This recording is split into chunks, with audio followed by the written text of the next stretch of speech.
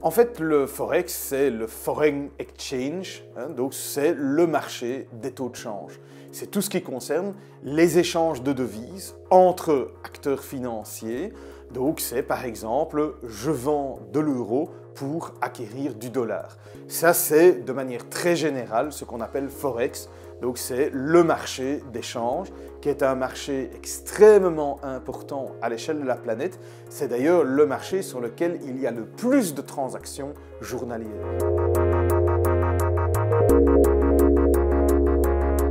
En fait, tout le monde peut faire du Forex, tout le monde peut se dire « tiens, je vais acheter telle ou telle devise », pour peu évidemment que la devise soit accessible. Il existe en effet certaines devises qu'on ne peut pas acquérir parce que les autorités de ce pays ont décrété que leur monnaie n'est pas convertible. Donc ils disent, voilà, notre monnaie, non, on ne peut pas l'acquérir comme ça librement. On peut l'acquérir dans le pays, chez moi, mais on ne peut pas l'acquérir via un marché d'échange.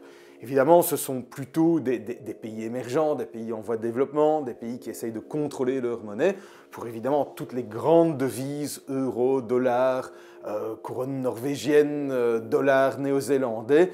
Eh bien, il n'y a aucun problème. Il suffit, via son intermédiaire financier, de décider d'acheter ou de vendre des devises. En fait, si on veut être actif sur les marchés d'échange, il faut bien comprendre qu'on est dans le cadre de l'investissement, voire de la spéculation, si on veut acheter et vendre des devises sur des courtes périodes. Et il faut savoir qu'en fait, les devises, en général, sont des actifs plutôt risqués. Il existe beaucoup de volatilité dans les devises, dans les taux de change. Il est même prouvé scientifiquement qu'à court terme, sur une courte échéance, il est totalement impossible de prévoir comment évoluent les taux de change. Ça suit une espèce de chemin au hasard. Donc il faut bien comprendre que c'est un actif qui peut être risqué, qui présente des variations, des fluctuations qui ne se comptent pas en 1 ou 2%, mais qui peuvent être de 10, 15, 20%, voire plus.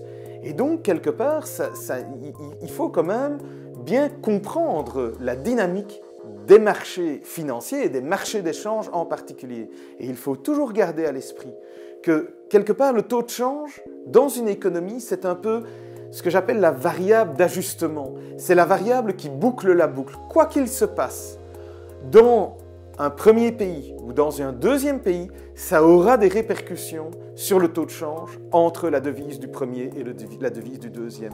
Donc ça veut dire qu'il y a beaucoup de force en présence, beaucoup de volatilité, et ça il faut vraiment garder à l'esprit quand on décide de se mettre à acheter des devises.